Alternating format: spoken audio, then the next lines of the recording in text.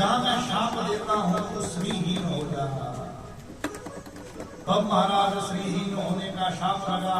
बलियादी दैत्यों को पता लगा कि इंद्र को शाप लगा है, उन्होंने स्वर्ग पर हमला कर दिया, देवताओं को निकाल दिया। देवताओं की माता महाराज दैत्यों की माता कश्यप जी के पास गई, पुन सवन व्रत बताया। उसमें से महाराज क्या हुआ कि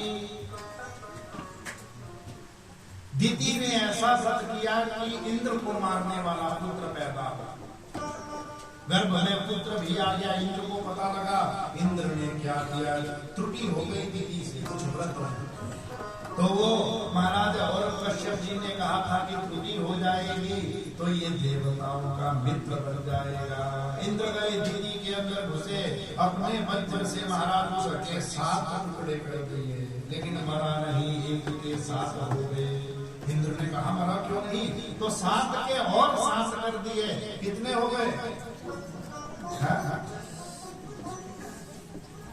14। कोई तो पढ़ा लिखा है। एक के 7 किए, 7 के फिर 7 कर दिए,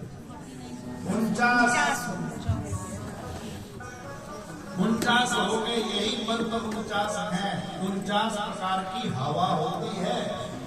जब लंका में भगवान हनुमान ने महाराज लंका को जलाने लगे तो ये वही चलित मर्द 49 प्रकार की हवा चली और हवा से आग बढ़ती है कि कम होती है, और ज्यादा फैलती है। पूरी लंका जलकर राख हो गई। बोला हनुमान जी महाराज की जय। अब देवता दुखी महाराज, कहीं उनकी इज्जत नहीं रहेगी, चले गए नारायण के पास, हे भगवान रक्षा करो। भगवान नारायण ने बताया कि देवताओं अभी दैत्य बलवान है, तुम कमजोर हो, अगर तुम्हें भी बलवान बनना है तो समुद्र मंथन करो। पर समुद्र मंथन से क्या निकलेगा? अमृत निकलेगा, उसको पीना। लेकिन तुम अकेले नहीं कर पाओगे, किसके साथ? दैत्यों के साथ मिलकर करो। तो दैत्यों के पास चले गए, बोले हम तो करे मिल बांट के अमृत पी लेंगे। तो महाराज मद्राचल पर्वत को उठाया गया। अब दैत्यों देवताओं से उठे ना, जब वो उठाने लगे तो गिरे नीचे, गई टूट गई बाजू, किसी की टांग टूट गई। देवता चिल्लाए तो उसी को उठाने के लिए भगवान ने अजित अवतार लिया। बोले अजित भगवान की जय। हम महाराज किसी तरह उसको समुद्र में पहुंचाया गया। पर्वत मधानी देखी है, किस किसने माखन निकाला है? सब बटन वाले, हाँ बटन वाले। तो महाराज ऐसे ही उस पर्वत को समुद्र में मधानी की जगह रखा गया, लेकिन वो तो डूबता चला गया। भगवान ने सोचा डूब जाएगा, मंथन कैसे होगा? तो महाराज भगवान ने इसी अवतार, इसी समुद्र मंथन के लिए दूसरा अवतार ले लिया। एक कच्छप का अवतार। बोल कच्छप भगवान की जय। वासुकी नाग की रस्सी बनाई गई, एक तरफ से देवता खींचते, एक तरफ से दैत्य खींचते। अब अमृत तो निकला नहीं, नंबर 1 पर निकल गया जैसे ही विष्णु निकला महाराज, करोड़ों टनों के हिसाब से सब देवता जन के साथ को छोड़े और भाग गए। हे नारायण रक्षा करो। नारायण बोले हम तो दूध दही माखन खाते हैं, अरे विष्णु जाओ शंकर भगवान के पास। शंकर भगवान के पास सब देवता गए, अरे महाराज रक्षा करो, रक्षा करो, रक्षा करो, हम चाहते हैं कि आप जहर पी लो। देखो कितने स्वाद, आप पी लो जहर, हमको तो खा जाएगा। तो महाराज शंकर भगवान के पास पार्वती बैठी थी। अरे देवी ये देवता हमको जहर पिलाना चाहते हैं। तो पार्वती ने कहते पी लो ना भगवान। बताओ कोई पति बता नारी अपने पति को जहर देगी क्या आज्ञा देगी? लेकिन महाराज पार्वती जी भगवान शंकर के सामर्थ्य को जानती है कि इनका जहर भी कुछ नहीं बिगाड़ सकता। भगवान ने आज सबकी रक्षा करने के लिए जहर को कलकली का अंजलि में भर लिया और उसको पी गए। अब अंदर भी ना ले लिया, अंदर नीचे तो अपने मरते हैं, भगवान के अंदर में ही तो सृष्टि है।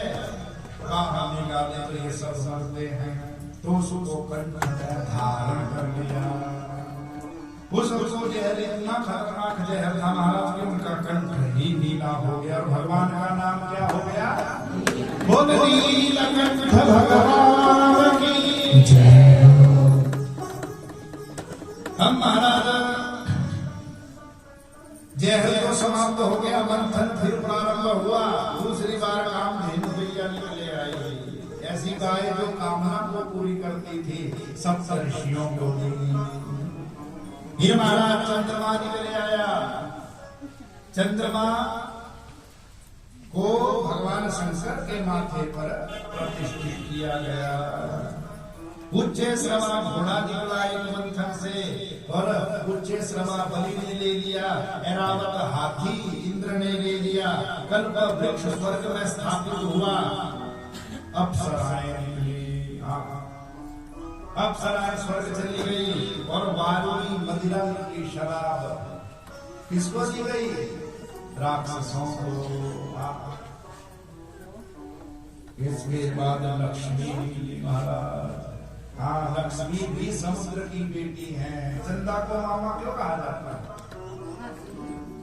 कहा जाता है चंदा मामा। अब लक्ष्मी जब निकली तो सब तैयार होकर बैठ गए, ये हमको मिले।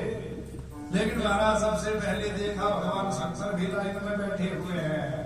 बोले सब कुछ बहुत बढ़िया है, लेकिन वेश बड़ा मंगल है। भाग लपेटे हुए, हाथ लपेटे हुए सब गुण है, लेकिन वेश अच्छा नहीं है। दुर्वासा जी बैठे देखा हमको मिले।